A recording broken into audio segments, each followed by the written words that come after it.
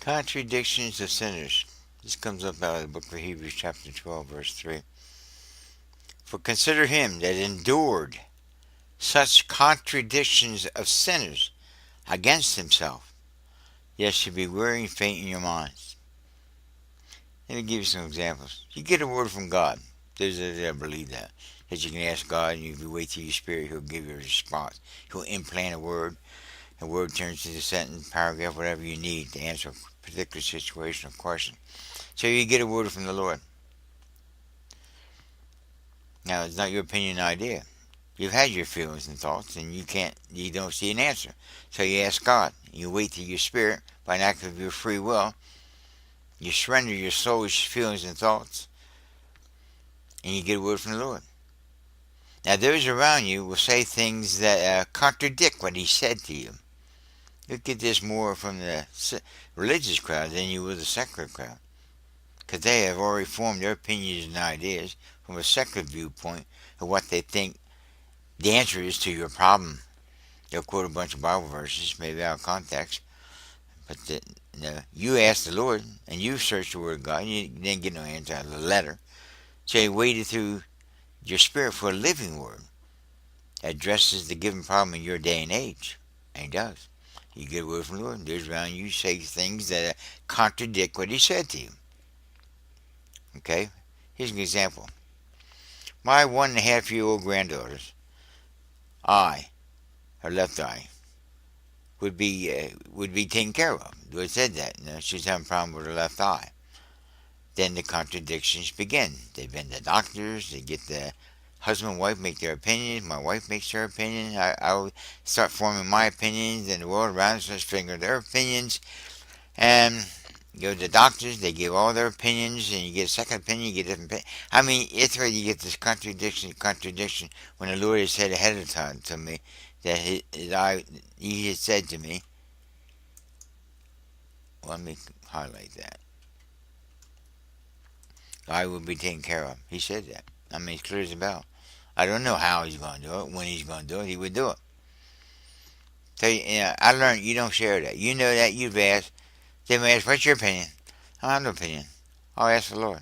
I'll wait for an answer. Then you let it go. Of course, I'll come to you later and say, what did He say? Well, we'll see. We'll let it play out. He gave me an answer. I will be taken care of. Now, it's still playing out as I make this recording. Now, I already know what He's going to do. He's going to say He's going to take care of the eye. How? I don't need to know. The left hand don't need to know what the right hand's doing. God knows what He's doing. You're told, now here's another example. You're told to raise your roof. Raise? Maybe it's supposed to be raise. Raise. Oh, let me change that real quick. You're told to raise your roof with the Lord's strength of your inward man. Long drawn out story. It comes out in my videos. Then you hear the contradictions. I was 68 years of age at that time. I went to other people, and they wanted too much money. I couldn't get that kind of money together. I could get at least $15,000-$20,000 together, and they wasn't going to do it the way I wanted it done, because they didn't say they wanted $31,000 to do that. And I said, nah, I'll find a way. I'll pray about it. Of course, you got objection, contradiction of those around you. You're going to trust God. You're 68 years of age. You'll have a heart attack up there. Blah, blah, blah, blah. You know what you're doing? I don't know. I'll find out. The Lord instructed to me how to do it. Well, it took me 2 months with the assistance of my son and his strength of youth. Even that failure, he got tired. But that's the strength from the Lord. The Lord's strength of the inward man built that roof. And it's not just theory. There is that strength in the inward man that you can feed upon day by day by day. You'll go out there and you'll work yourself to a fringe where the old man in you begins to ache and have aches and pains, but He'll renew you. He renews you every morning. I can get up and go back out there and go at it again and again. Persevere. All right. Another example. You're given a message that the true church is a called out assembly. Well, I'm not the only one saying that. Others are saying it. But others have this idea of church being a building. Well, you are given a message that the true church is a called out assembly from the secular and religious ideas, of it all. Then the contradictions begin. I'm not going to fight with people. I ask the Lord about it. He tells me what to say. I put it into writings and I put it into a video. And if you want to contradict that by saying, "Oh, I'm trying not to argue that point anymore." I know I've asked the Lord about this thing of church, and He's given me what He's given me. Take it for what it's worth. For another example, you're told to stay away from your family. Imagine that. Or individuals, to allow God time to work in their lives without your interference or efforts. Now, we're trying to save one another. Everyone's trying to help one another. Many times we're helping out of our own need to help. We're not really helping one another. So God at one point said to me, in my frustration, "Leave me alone. Stay away for a while." Well, for certain individuals, I stayed away for maybe 3 years, 6 years at a time. Now, people say, "Well, you can't neglect your family like that."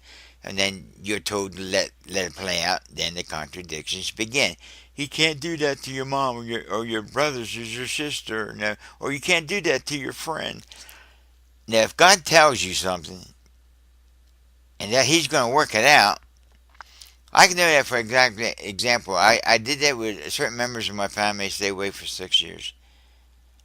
Back then, we had confrontations, arguments, opinions of ideas. They couldn't understand me, and I gave up trying to get them to understand who I am, where I'm coming from. And after 6 years, believe you me, God did a work in their life. They see and understand. We have a beautiful fellowship together. It's powerful how God did it. I don't know what He did. Well, they come to understand me better than they ever did. And another time, He told me to wait.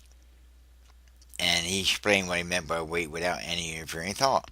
W-A-I-T, without any interfering thought. Yeah, but your thoughts keep interfering. No, He keeps honest. What did I tell you? Wait. You wait to the Spirit for His way, His ideas, His words, His actions, and you wait. And a lot of times you're watching Him say and do it. Now He's not doing it through you. He's doing it through somebody else. And you're amazed. Then the contradiction of sinners, those who acting independent from hearing from the Lord on a matter, begins. You got to do something about it. No, if God says wait, I wait. You got to do something about it. No, they told me to wait. Oh, you're just being lazy. Oh, you don't want to have to get involved. Now, my problem was I was involved, and I was getting so frustrated. Whom the Lord loves, He will frustrate human efforts to save ourselves or to save another. You get that point, God says, I want you to wait. Watch me work. I tell you, I thank God. Whatever time it takes, I wait and watch Him work. Now, here's the text again. For consider Him. Well, you got to do that. You could read that text and just skim right over that first thought. Consider Him. How would you consider Him? Go get Matthew, Mark, Luke, and John. Read the Gospels more than once. Read it over and over and over and over and over again, and then look at it in light of the contradiction that Jesus suffered, the opinions of others. For consider Him that suffered contradiction of sinners. Now, this word sinners, those acting independent from God. He was hearing from the Father, which I'll bring out here in a minute. Those that fought His every word, every time He would say something, they would try to contradict it. Those that fought His every word, which were not His words. Now hear that. They were not His word. Were not His words. But the words of His fathers. And it wasn't His works. He said, I must work the works of Him who sent me. Whose work was He working? But the Father said do. And it was the Father doing it. God gave Him the words, the power, and desire, and the power to perform that which would be asked. For considering Him, you see that He never yielded to the opinions from the crowd. You read His Gospels over again, you'll see He never yielded to the opinions of the crowd. He didn't trust them. He had come to know His own opinions compared to what the Father shared with Him. He could say the opposite. And now you hear Him saying this in this way. I have many things to say and judge of you, but the one who sent me is true. So He had many things that He was feeling and thinking about a given situation. He could have responded But he didn't. Under his breath would ask the Father, what would you want to say to them, Father? What would you want to do in light of this situation, Father? But the one who sent me is true. The Father would give him words, and the Father would perform the very act through the Son as a vessel only. You see this. You see in this that he could have given his opinions, his feelings, and thoughts. Yet understand, he was a Son of Man. Now, we can't get that fixed in our head. But that was Jesus. No, he was just like you and me. He was a Son of Man. Not using the attribute which he possessed. Let me read on. Now, as the Son of God, which he possessed, he set aside independent use of this attribute and never acted independent from God the Father. That's the answer. You act independent from God. You can't wait. You got to act upon how you feel and think. Well, they're making me upset. Yeah, be swift to hear, slow to speak, slow as regard to anger. Because if you get your anger going, you're going to have to go with those that would act upon impulse must depend upon their own strength. I mean, and you flip a coin. Maybe you have the right answer to help the person. Maybe you won't. But if God gives you a word, an implanted word, and he gives you that word, and as out of your mouth flows that living word, and you express it, because it's his telling you to say this, or do this, whatever you say or do will not return void. Now, you may not see action or reaction at that moment. Sometimes days, weeks, months, even years up the road. That word will have an effect on that person's life. It's not your words and your opinions. I hope that makes some sense to you. Yeah, a lot of this comes out in my Matters of Salvation. This is 12-minute brief thought for the day. So God bless you.